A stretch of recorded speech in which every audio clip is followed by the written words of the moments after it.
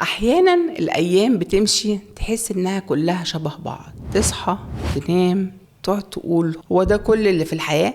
دكتور جولي في كتابها Why Nobody Has Told Me This Before بتقول مش لازم حياتك تبقى مثالية ولا لازم تكون فرحان طول الوقت علشان حياتك يكون ليها معنى.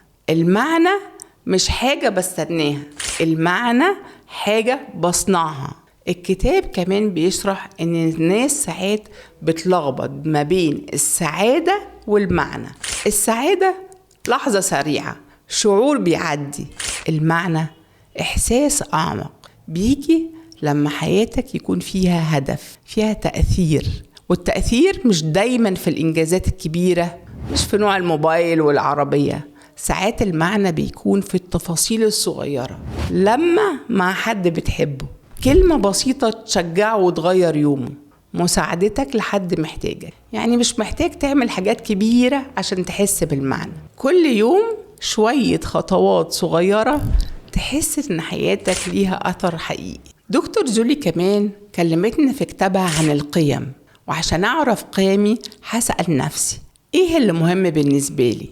ايه الحاجة اللي بحس ان عايش وانا بعملها؟ قيمك هي البوصلة اللي هتوجه كل اختياراتك. الناس اللي عايشة بمعنى مش دايما عندهم حظ اكتر منك، بس عندهم اتجاه اوضح في حياتهم.